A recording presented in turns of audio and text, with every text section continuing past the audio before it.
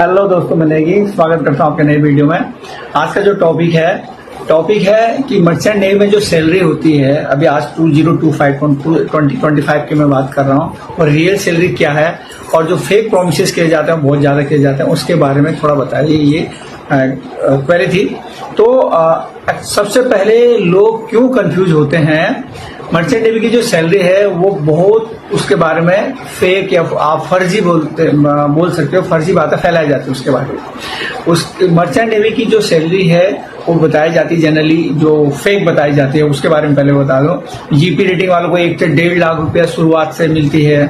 Then deck credit को 80,000 से शुरू किया जाता है, एंड ज्वाइनिंग से पहले सैलरी मिल जाती है। तो ये जो है सब फेक नैरेटिव्स हैं, ये सब मार्केटिंग ट्रिक्स हैं, इनमें कोई सच्चाई नहीं होती है। एडमिशन के लिए भी कुछ लोग बोलते होंगे, बट ये जो भी ये जो फेक नैरेटिव है ये फर्जी ही है, आप इनको समझिए।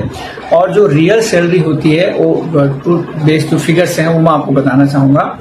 वो है जीपी रेटिंग की सैलरी। जो फ्रेशर होता है स्टार्टिंग में जो जाते हैं, वो ऑन बोर्ड वैसल जाता है, तो उसको 25,000 से 45,000। देखो, कम से ज्यादा मैं इसलिए बता रहा हूँ, ये डिपेंड करता है अलग अलग कौन से वेसल पे जा रहा है बंदा, कौन से वेसल। देखो, वेसल्स की भी आपको धीरे धीरे जानकारी होगी, बाद में पता चलेगा।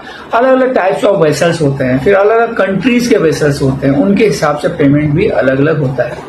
तो जैसे कि कोई इंडियन वेसल है, उनमें सैलरी थोड़ा सा कम होता है, वैराज यूरोपियन जो कंट्री की जो वेसल फॉरेन वेसल्स होते हैं, फॉरेन कंपनीज, उनके थोड़ा सैलरी ज्यादा होता है, उनका डॉलर्स में ज्यादा देते हैं।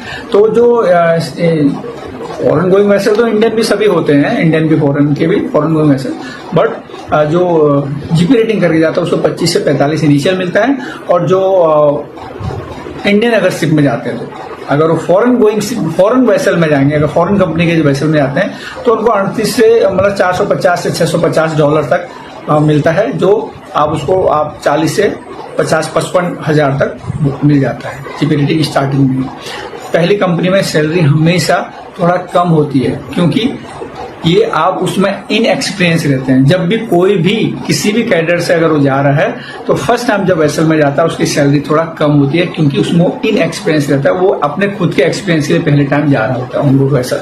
उसके बाद एक्सपीरियंस होने के बाद जब आपका सी गोइंग टाइम बढ़ता है, जब आप सी एक्सपीरियंस बढ़ता है, तो आपके सैलरी भी बढ़ते जाते हैं। दूसरा, डेक कैडेट की जो सैलरी होती है, ये तो मैंने जीपी रेटिंग और एसटीसीडब्ल्यू करके जो जाते हैं उनका थोड़ा सा डिफरेंस होता है। उनका थोड़ा एसटीसीडब्ल्यू वालों का जो ओपन सीडीसी वाले जाते हैं उनका और थोड़ा कम रहता है जीपी रेटिंग से। उसके बाद जो अगला जो है वो डेक जो कैडेट बन के जाते हैं, उनका जो है $350 से $700 तक सैलरी जनरली, और स्टार्टिंग 30 से 60,000 तक का उनको सैलरी बोल सकते हैं, या आप ट्रेनिंग अलाउंसेस बोल सकते हैं। डेक कैडेट जब पहली बार जहाज में आता है वो ट्रेनिंग पर्पज ही जाता है, तो उसको ट्रेनिंग अलाउंसेस बोलते हैं, सैलरी भी बोल सकते हैं। तो सैलरी नहीं बोलते जनरली, ट्रेनिंग अलाउंस बोलते हैं। वो 30 से 60,000 तक ही मिलता है, ज्यादा नहीं मिलता। और ये डिफर इसलिए है, मैंने बताया, अलग अलग depend upon ship to ship, company to company. Then आपका आता है नेक्स्ट है ऑयलर एवल सीमेन, जो ये जाते हैं, ये 2-3 साल के एक्सपीरियंस होते हैं, तो इनको $1,200 से $1,800 मतलब 1 से 1.5 लाख तक मिलता है। जो एवल सीमेन होते हैं, ऑयलर होते हैं, एक्सपीरियंस हो जाते हैं, तो इनको एक्सपीरियंस के हिसाब से इनको 1 से 1.5 लाख तक मिलता है। 1 से 1.5 लाख में अलग वेसल में अलग मिलता है।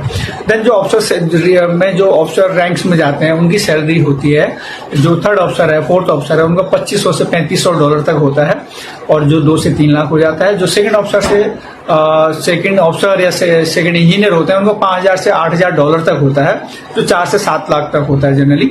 और जो चीफ ऑफिसर से चीफ इंजीनियर होते हैं, चीफ ऑफिसर या चीफ इंजीनियर होते हैं, उनका $10,000 से $14,000 तक, ये मंथली पेमेंट की बात कर रहा हूं मैं, वो 8 से 12 लाख मंथली पेमेंट हो जाता है। जो कैप्टन होते हैं उनको $12,000 से $18,000 तक मिलता है उनको, और जो $12,000 से $18,000 का मतलब लगभग 10 से 15 लाख तक मंथली, ये मंथली है, उनका सैलरी होता है। और डिपेंड करता है इंडियन शिप है या फॉरेन शिप है, और वो उसी के हिसाब से उनको सैलरी मिलता है। एक्चुअली सैलरी का ये फिगर होता है।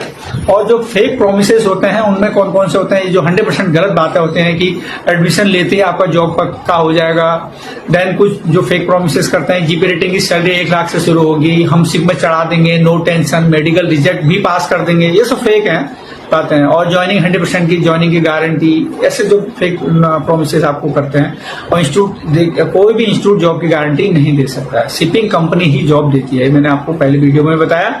सैलरी किस पर डिपेंड करती है? रियल फैक्टर पर डिपेंड करती है। शिप का टाइप कौन सा है, जो सैलरी है कम और ज्यादा, उसका फैक्टर किस पे डिपेंड करता है? मैंने बताया आपको, वो किस टाइप का शिप है उस पर डिपेंड करता है। जैसे कि ऑयल है, ऑयल टैंकर है या केमिकल टैंकर है, कौन सा शिप है, उनकी सैलरी जो होती है हाई सैलरी होती है।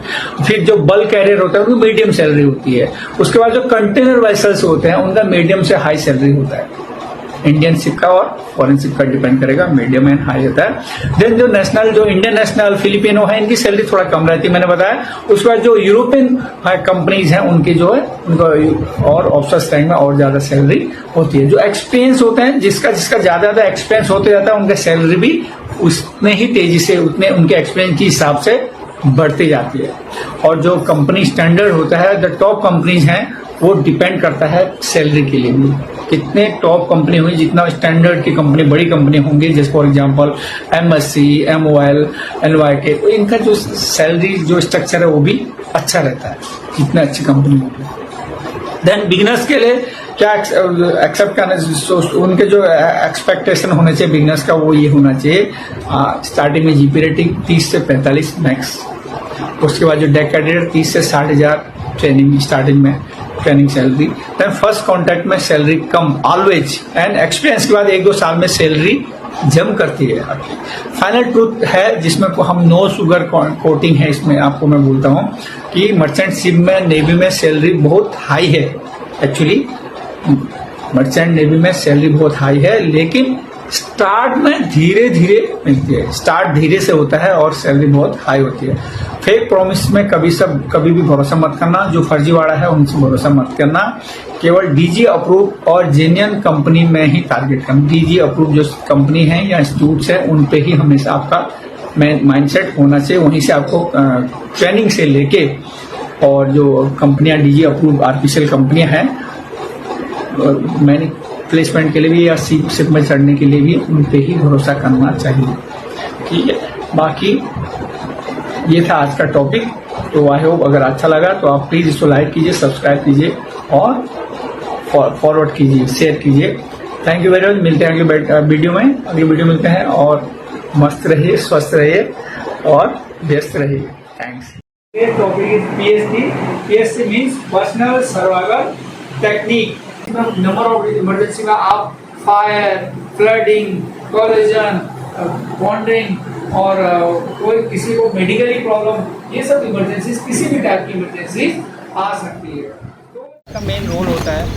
This is actually one of the survival card. सब ध्यान दो, this is one of the survival card. जब कोई आपको, जब for example if you are in any vessel, that